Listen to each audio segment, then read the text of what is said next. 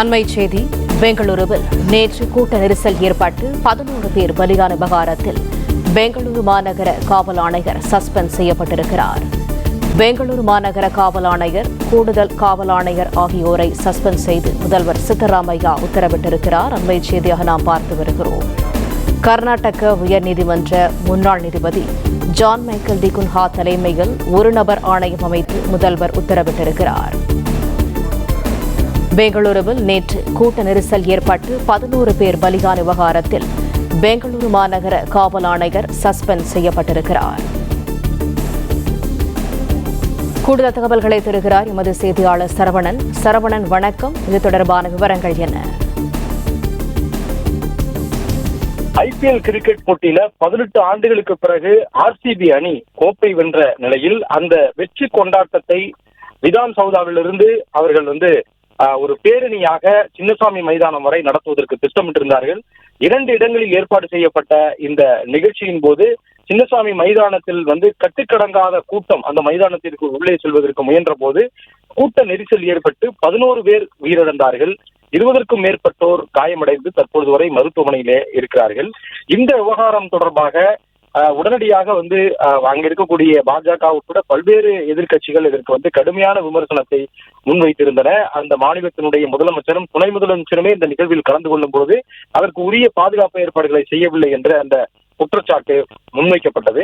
இந்த நிலையில்தான் இதற்கு பொறுப்பேற்று உரிய நடவடிக்கை எடுக்கப்படும் என்று நேற்றைய தினம் கர்நாடக மாநில முதலமைச்சர் சித்தராமையா செய்தியாளர் சந்திப்பிலே தெரிவித்திருந்தார். இந்த நிகழ்வுக்கு வருத்தம் தெரிவிப்பதாகவும் அவர் கூறியிருந்தார். இதற்கு ஒரு நீதி விசாரணை நடத்தப்படும் என்றும் அவர் தெரிவித்திருந்தார்.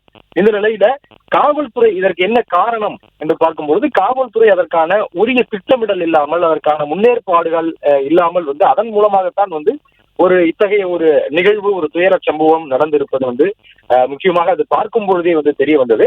அதன் அடிப்படையில முதற்கட்ட விசாரணை அடிப்படையில தற்பொழுது பெங்களூரு மாநகர காவல் ஆணையரே சஸ்பெண்ட் செய்யப்பட்டிருக்கிறார். அதே போன்று பெங்களூரு காவல் கூடுதல் ஆணையரும் சஸ்பெண்ட் செய்யப்பட்டிருப்பதாக தெரிவிக்கப்பட்டிருக்கிறது. அதே போன்று நீதிபதி மைக்கேல் டி குன்ஹா தலைமையில ஒரு நபர் ஆணையம் அமைக்கப்பட்டிருக்கிறது. இவர் பிரபலமான இந்த நீதிபதி மைக்கேல் டி குன்ஹா பல்வேறு முக்கியமான வழக்குகளில் எல்லாமே இவர் பல்வேறு தீர்ப்புகளை வழங்கி இருக்கக்கூடிய நீதிபதி. இந்த மைக்கேல் டி குன்ஹா தலைமையில ஒரு நபர் ஆணையம் அமைக்கப்பட்டிருப்பதாகவும் தெரிவிக்கப்பட்டிருக்கிறது. பெங்களூருல நேற்று நடந்த இந்த ஆர்சிபி அணியினுடைய வெற்றி கொண்டாட்டத்தின் பொழுது 11 பேர் பலியான இந்த விவகாரத்துல பெங்களூரு மாநகர காவல் ஆணையர் சஸ்பெண்ட் செய்யப்பட்டிருப்பதாகவும் கூடுதல் காவல் ஆணையரும் சஸ்பெண்ட் செய்யப்பட்டிருப்பதாகவும் முதலமைச்சர் சித்தராமையா அறிவித்திருக்கிறார். அதே போன்று கர்நாடக உயர்நீதிமன்றத்தினுடைய முன்னாள் நீதிபதி ஜான் மைக்கேல் டி குன்ஹா தலைமையில ஒரு நபர் ஆணையம் அமைத்தும் உத்தரவு பிறப்பிக்கப்பட்டிருக்கிறது. இது தொடர்பாக கப்பன் பார்க் காவல் நிலையத்தில அந்த காவல் நிலையத்தினுடைய ஆய்வாளர், காவல் உதவி ஆணையர், அதே போன்று அந்த சென்ட்ரல் ஜோனுடைய மத்திய மண்டலத்தினுடைய துணை ஆணையர் ஆகியோரும் சஸ்பெண்ட் செய்யப்பட்டிருக்கிறார்கள்.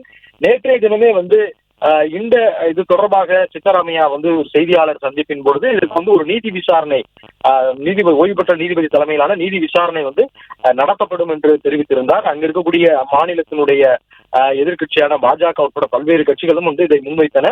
இந்த கோரிக்கையை ஏற்று அவர் நீதி விசாரணையும் நடத்தப்படும் என்று தெரிவித்திருந்த நிலையில்தான் தற்பொழுது கர்நாடகனுடைய உயர்நீதிமன்றம் முன்னாள் நீதிபதி ஜான் மைக்கேல் டி குன்ஹா தலைமையில ஒரு நபர் ஆணையம் அமைத்து முதலமைச்சர் சித்தராமையா உத்தரவிட்டிருக்கிறார். இவர் முக்கியமாக தமிழகத்தினுடைய முன்னாள் முதலமைச்சர் ஜெயலலிதாவினுடைய சொத்து குவிப்பு வழக்கை விசாரித்த ஒரு புகழ்பெற்ற நீதிபதி ஜான் மைக்கேல் டி குன்ஹா. இவர் இந்த ஒரு நபர் ஆணையத்தினுடைய தலைமை தாங்கி இந்த விசாரணை நடத்துவார் என்று தெரிவிக்கப்பட்டிருக்கிறது. முன்னதாகவே பெங்களூரு மாநகர காவல் ஆணையரே சஸ்பெண்ட் செய்யப்பட்டிருக்கிறார். அதாவது மாநகர காவல் ஆணையரினுடைய தலைமை அதிகாரி இவரே சஸ்பெண்ட் செய்யப்பட்டிருக்கிறார் என்றால் ஒரு முக்கியமான ஒரு நிகழ்வு, ஒரு ஆர்சிபி அணியினுடைய வெற்றி கொண்டாட்டம். ஒரு 2 கிலோமீட்டர் தூரத்திற்கு அவர்கள் ஒரு பேரணி என்று அறிவித்திருந்தார்கள். விதான் சௌதாவில முதலமைச்சரும் துணை முதலமைச்சரும் ஒரு பக்கம் இந்த நிகழ்விலே கலந்து கொண்டிருக்கும் பொழுது அங்கிருந்து சின்னசாமி மைதானத்துல ஒரு 2 கிலோமீட்டர் தொலைவிற்கு ஒரு பேரணியாக நடத்துவதற்கு ஒரு திட்டமிட்டிருந்தார்கள். அப்பொழுதுதான் இந்த கூட்ட நெரிசல், அதாவது இந்த மைதானத்திற்குள்ள ஒரு 35,000 பேர் தான் இருக்கை, மொத்த கொள்ளளவே 35,000 பேர் தான். அவ்வளவு பேருக்கு தான் இதற்கான டிக்கெட்டுகளை கொடுக்க முடியும். அதற்கு என்ட்ரி பாஸ் அவ்வளவு பேருக்கு தான் கொடுத்திருந்தார்கள். ஆனால் அதை விட 3 மடங்கு 4 மடங்கு கூட்டம் ஒரு 2 லட்சத்திலிருந்து 3 லட்சம் பேர் வரை வந்ததாக அந்த மாநிலத்தினுடைய துணை முதலமைச்சரே இது தெரிவித்திருக்கிறார். இது எதிர்பார்க்காத ஒரு கூட்டம் என்று அவர் கூறுகிறார். ஆனால் இப்படி வந்து ஒரு 18 ஆண்டுகளுக்கு பிறகு ஒரு பெரும் வந்து ஒரு நட்சத்திர அந்தஸ்தில் இருக்கக்கூடிய ஒரு சில அணிகள்ல இந்த பெங்களூரு அணியும் ஆர்சிபி அணியும் முக்கியமான அணி. ஏனென்றால் இதில் வந்து மிகச்சிறந்த வந்து இந்த கிரிக்கெட்டரான விராட் கோலி இந்த அணியில 18 ஆண்டுகளாக இருப்பதன் காரணமாக சென்னை, மும்பை போன்று பெங்களூரு அணியும் ஒரு நட்சத்திர அணியாக ஜொலித்து வருகிறது. இந்த அணி வந்து ஒரு 18 ஆண்டுகளுக்கு பிறகு ஒரு வெற்றி கோப்பையை வந்து பெறுகிறார்கள் எனும் பொழுது இதற்கு பெரும் அளவு ஒரு எதிர்பார்ப்பு இந்த ஐபிஎல் போட்டியில அந்த அணியின் மீது இருந்தது. அவர்கள் வெற்றி பெற்ற பொழுது இதை வந்து ஒரு வரவேற்பதற்கு, ஒரு கொண்டாட்டத்திற்கு வந்து பெருமளவு கூட்டம் கூடும் என்று ஏற்கனவே வந்து அவர்கள் வந்து உளவு பிரிவு நுண்ணறிவு மூலமாக அவர்களுக்கு தகவல் கிடைத்திருக்கும். அதற்கான திட்டமிடுதலை அவர்கள் செய்திருக்க வேண்டும். ஆனால் அன்றைய தினம் வந்து இந்த பேரணி என்ற வந்து ஏற்கனவே அறிவித்திருந்த நிலையில அதற்கு ஒரு 5000 காவல்துறையினர் மட்டுமே அப்பொழுது பாதுகாப்பு பணியில, குறிப்பாக வந்து போக்குவரத்து மாற்றங்களை செய்யக்கூடிய அந்த பணியிலும், அதே போன்று முதலமைச்சரும் துணை முதலமைச்சரும் கலந்து கொள்ளக்கூடிய விதான் சௌதாவில், அதாவது கர்நாடகாவினுடைய சட்டமன்றம் இயங்கக்கூடிய விதான் சௌதாவின் வெளியே இந்த வெளிப்புறத்துல தான் அதற்கான முதல் நிகழ்ச்சி ஏற்பாடு செய்திருந்தார்கள்.